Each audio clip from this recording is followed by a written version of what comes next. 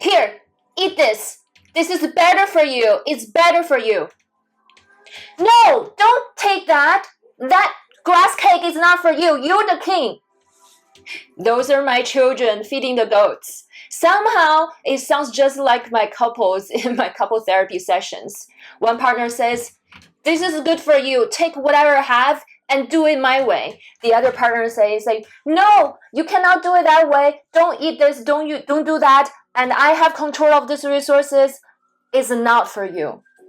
Have you seen those power dynamic in romantic relationships? We call parent-child dynamic. So today, let's explore the parent-child dynamic from the perspective of system-centered therapy, somatic parts work, and attachment theory.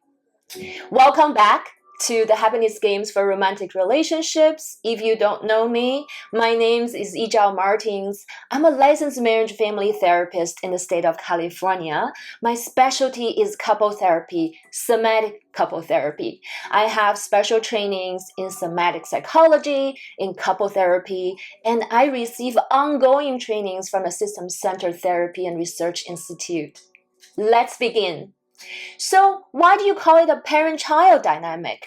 For the sake of our video today, we call the partner that has a lot of resources, either financially, emotionally, human resources-wise, or some skill sets, and hoarding those resources and control if they're sharing that with the other partner or not, as the parenting partner. The other partner who is in some way under-resourced and their autonomy got impinged, we call them the child partner. If you want to know more about parent-child dynamics from my previous videos, I have a video I was wearing the same outfit, talking about it from the TA perspective, and also there's some tips too. But today, I'm going to look at it from a different lens, from the somatic parts work and system-centered therapy. So from system-centered therapy, based on their understanding, there is a role induction. It's literally the partner who has a lot of resources and who is, we call the up dog, that is being roped in by the other partner. So the child partner sometimes only need to give some really subtle cues, like frowning, like sad face, like pouting, or just looking very depressed. And then that is enough somatic signal to send to their partner's brain, and the partner's being roped in, and their brain start to react in a way that, oh no, I need to do something, emergency, and they come in with a caregiver part and set aside their needs and their boundaries sometimes to just only focus on reducing the pain for their what we call child partner. And then even it's just a one-time thing, that's very normal. Partners take care of each other all the time, especially in crisis. And this is why you're in a long-term relationship anyways. But even this, only the parenting partner habitually stay in the role as the one that give care, and the child partner only receive. And then that become a very rigid power dynamic. And we call it the Rollock in system-centered therapy. So the result is the child partner tend to feel, I'm losing my autonomy and freedom. I don't get to do what I want to do. I don't have respect from you. You don't treat me like equals. While the parenting partner feels burned out, really exhausted, and really irritable and resentful because they're taking on too much of the adulting in their relationship. So let's take a look at from a somatic parts work perspective. I'm going to focus on the parenting partner today because it's very complicated. There are many parts involved to develop this role as being a caregiver. So the first part is a very hidden part we call Exile in internal family system, or is a part that's being tucked away. That tend to be a younger child. And the image I have when I'm focusing on this dynamic I see is a child that's kind of curling in, forehead on the knees, come into a ball, and just looking very sad and shut down in the dorsal state. They have tried so many times for their needs to be seen and understood and met, but their caregivers were not able to to meet that and see that consistently. So they just decided to shut down and disconnect from the outside world.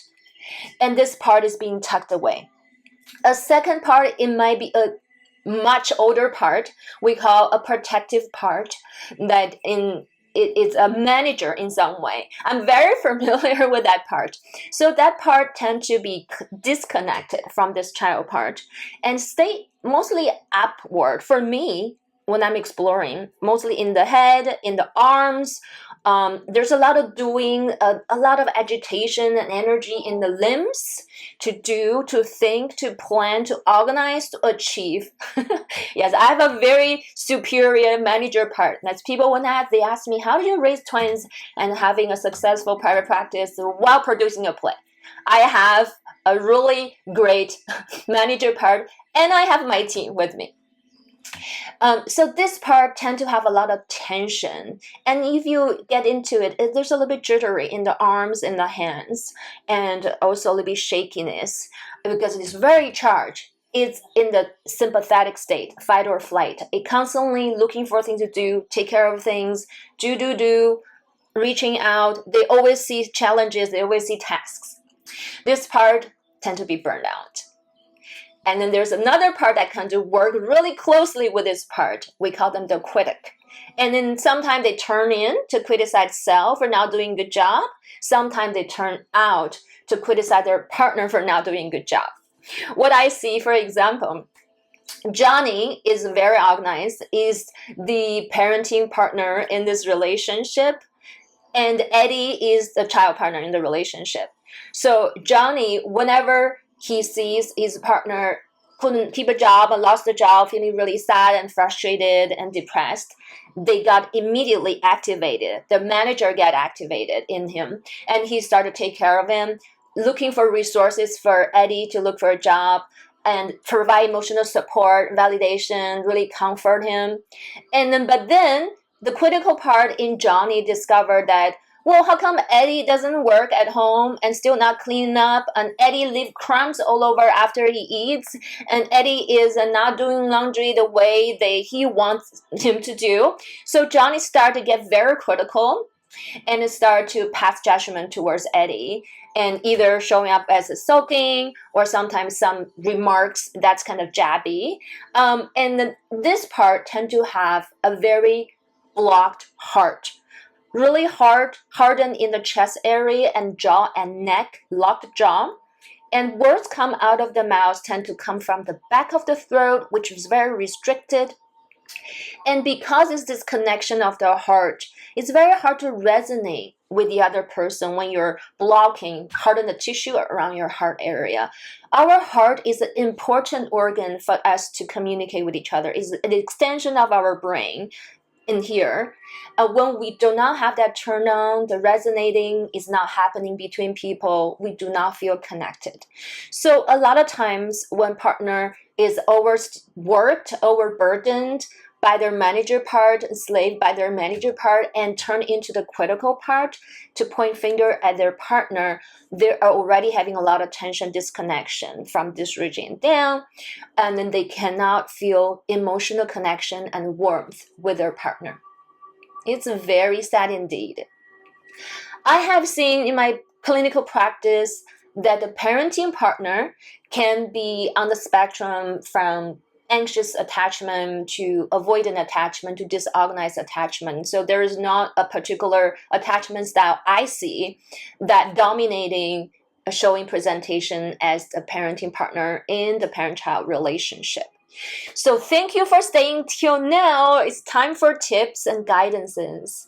So everything I share with you right now, I use it on myself, and I use that with my clients in my clinical practices. And I do not share anything that I haven't explored personally. But again, take it with a grain of salt. I'm not an authority. I'm only sharing what I learned and what I've studied, what I really put a lot of thought into.